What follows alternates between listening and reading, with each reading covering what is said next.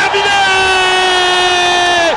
La SNL qui retrouve la Ligue 2. L'AS Nancy-Lorraine a réussi son pari, remonté en Ligue 2 après 3 années éprouvantes en National. Mais derrière les sourires et les festivités, une question brûle toutes les lèvres. Cette montée est-elle vraiment le début d'une nouvelle ère ou les prémices de nouvelles galères? Dans cette vidéo, nous allons explorer les enjeux majeurs qui attendent l'ASNL, le recrutement, le budget, les attentes sportives, ainsi que les pièges à éviter. Moi c'est Flo, bienvenue dans cette nouvelle vidéo. Le 1er mai 2025, Nancy officialise officiellement sa remontée en Ligue 2. Une victoire 1-0 contre Nîmes, symbole du renouveau après 3 ans dans l'ombre. Pablo Correa, revenu comme sauveur, a su remettre le club sur les rails. Mais cette montée ne gomme pas les réalités du foot moderne. La Ligue 2 est un championnat exigeant, où chaque erreur se paye cash, où il n'y a que, comme plusieurs années maintenant, que 2 clubs sur les 18 qui monteront dans l'élite du football français sans passer par les barrages. La SNL devra donc s'adapter rapidement pour éviter de connaître le sort d'autres promus, retombés aussitôt. Remonter en Ligue 2, c'est aussi repenser son budget. Selon les premières annonces, la SNL disposera d'un budget avoisinant 10 à 12 millions d'euros, bien inférieur à des cadors de la division comme Montpellier, environ 35 millions, ou Saint-Étienne, environ 40 millions. La direction, avec Shenli et Christian Sud, affiche sa volonté de maîtriser les dépenses et de stabiliser les finances.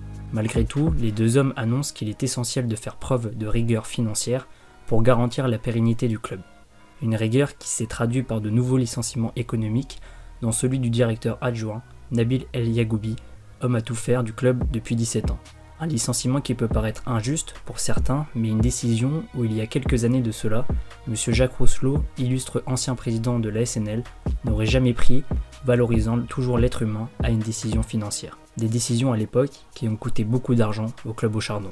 Bref, des économies drastiques ont également été réalisées ces derniers mois sur le fonctionnement du centre de formation Michel Platini. Mais cela implique de faire des choix. Conserver des cadres dans l'équipe, recruter malin sur le marché, miser sur la formation, le risque est de se retrouver avec un effectif limité face à des concurrents mieux armés financièrement. Le recrutement sera un défi crucial. Nancy devra attirer des joueurs capables de s'adapter au rythme de la Ligue 2 tout en respectant les contraintes budgétaires.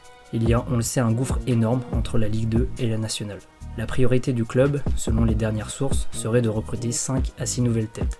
Un gardien pour remplacer Marco Gennaro, 2 défenseurs centraux pour remplacer Luca Pellegrini et Aliou Thierry, un latéral droit pour doubler Adrien Julou, et bien sûr le tant attendu buteur confirmé que la SNL cherche depuis ces nombreuses années. Mais attention, le marché est tendu, les prix s'envolent, et Nancy devra convaincre des joueurs de rejoindre un projet encore en reconstruction. Les erreurs passées comme des recrutements précipités ou coûteux doivent servir de leçon. On peut penser notamment à des Ryan Philippe, Nathan Trott ou encore des Andrew Young qui rappellent de sacrés mauvais souvenirs aux plus fidèles supporters nancéens. Enfin, miser sur des jeunes prometteurs, oui, mais sans négliger le besoin d'expérience indispensable pour le championnat de Ligue 2. Monter en Ligue 2, c'est aussi affronter de nouveaux dangers. Parmi les pièges à éviter, sous-estimer la concurrence avec des clubs habitués et mieux structurés, Bastia, Grenoble, Clermont, surestimer ses forces, croire que l'élan de la montée suffira pour viser haut, instabilité au sein du club, si les tensions entre actionnaires, direction sportive et staff réapparaissent, le projet pourrait vaciller. On peut penser notamment aux incidents que Christian Sud a provoqués au sein même de la tribune présidentielle Jacquet lors de la rencontre perdue 2-0 face à Boulogne le vendredi 28 février 2025, une mauvaise image pour le club.